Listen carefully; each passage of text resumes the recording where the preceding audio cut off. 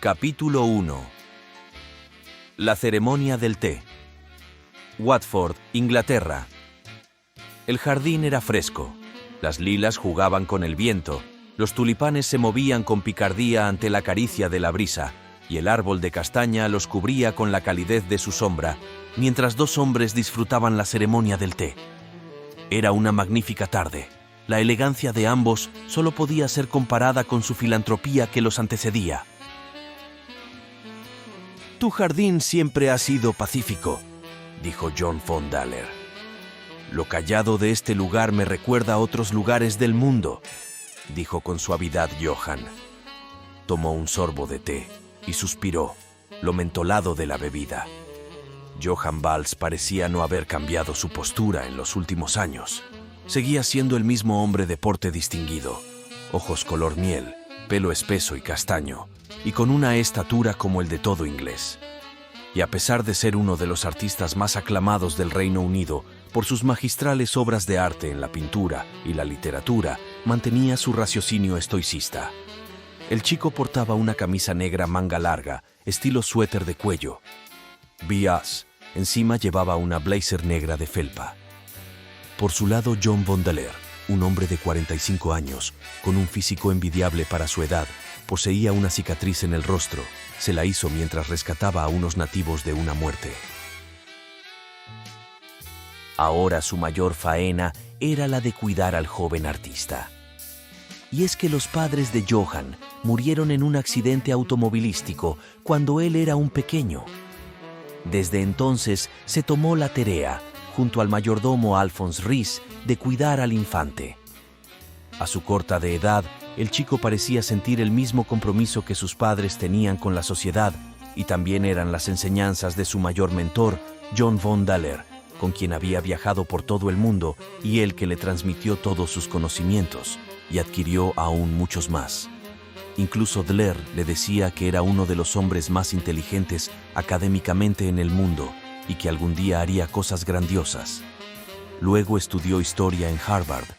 Era un amante del arte, la literatura y, claro, la historia. Por eso Rhys bromeaba mucho con él diciéndole que es la viva imagen de cuando John era un joven. El viento corría en todas direcciones provocando leves silbidos por las humildes y frescas plantas del robusto jardín. El mundo puede ser esa experiencia humana vivida dentro de esta burbuja, pero siempre habrá más mundos que explorar, mundos totalmente desconocidos por el hombre, expresó John, siempre fiel a su pensamiento filosófico. El mundo puede ser tan alterno para cada ser, y sin embargo, cada ser se mueve en una sola superficie, lo que lo hace común. Johann gustaba de esas conversaciones, prefería pasar horas hablando frente a John y Rhys que pasar expectante frente a una mampara. Tu pintura dice mucho. Hizo una pausa. La manera tan paradójica dio un poco de realce a esta palabra, de ver el mundo futurizado. Por cierto, tu obra es una de las más vistas en la Galería de Londres. Tomó otra galletita esbozando a la vez una leve sonrisa. ¿En serio?, respondió algo distante. No gustaba de las adulaciones que le invadía. Era un gran amigo de John y figuraba como otro padre para Johann.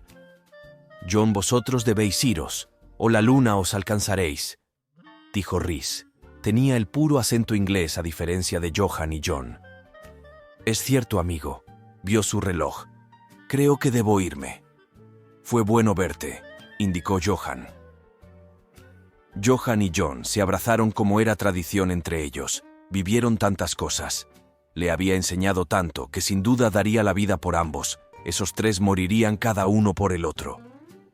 John se marchó siendo acompañado por el mayordomo Rhys, quien a pesar de su longevidad caminaba como un hombre vigoroso. El viento era gélido y el último rayo de sol se perdió entre las montañas que figuraban el horizonte. Las luces del jardín se encendieron. Johann pensó en sus padres y volvió dentro de la casa. La casa, o mejor dicho, la mansión, guardaban muchos rasgos del siglo XIX. Esto merecía un cuidado perfeccionista y al parecer el único que encajaba perfectamente en esta función era el señor Rhys. Como amante del arte, lo clásico y lo antiguo era muy apreciado por Johann, y Rhys debía de preservarlo como una joya, por lo tanto, hacía su trabajo lo mejor posible. La mansión posee 227 habitaciones que son normalmente utilizadas por los servidores de Johan. Cada habitación ostenta arte clásica, como los cobertores de los lechos y las cortinas de las ventanas, que comúnmente están adornados con colores que van de acuerdo a los tapices de las paredes. Hay también 4 cocinas, que como toda la mansión debía tener un encargado, como lo hacía la tradición. De esto se encargaba el chef François, graduado en una de las escuelas gastronómicas de París. Este tenía a cargo otros chefs y cocineros, cada quien en sus funciones. Pero estos normalmente eran utilizados para algunas de las reuniones que debían darse en la mansión. La sala de visitas guardaba aún los enormes cuadros de sus antepasados, siendo los pocos visitantes los que se entretenían observando los detalles de cada pintura mientras el anfitrión llegaba. Sobre la chimenea y acompañado de 2 ventanas laterales, se encontraba uno de los cuadros más impresionantes de Johan, donde podía verse plasmado el amor al arte y su pasión por los colores en las pinturas. Los juegos de muebles pronunciaban colores inspiradores que combinaban el lujo y la riqueza de la cultura inglesa, plasmando en ellos la atracción de su majestuosidad. Choferes, mayordomos, cocineros iban de uniforme, cada uno distinguiéndose según su tarea. Lo interesante es que no necesitaba a tanta gente, pero debido a que gustaba ayudar a los demás, admitía a tantas personas.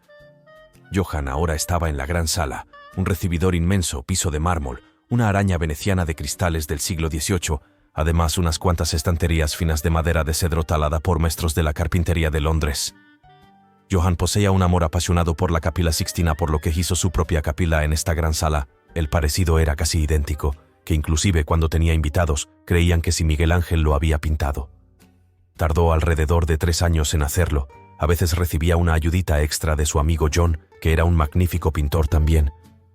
Johan siempre veía fascinado aquella pintura perpetrada en el techo, y esta ocasión no era la excepción, hasta que su mayordomo Rhys lo distrajo. «Joven, deberíais iros a dormir», sugirió Rhys. «Esta noche estoy cansado». Le dedicó una sonrisa a Rhys. «Creo que concuerdo contigo, mi amigo». «Oh, se me olvidaba. El padre Brandon me pidió que fuerais a verlo a la Catedral de San Pedro». «¿Brandon?», dijo desconcertado. «Como sea, iré mañana».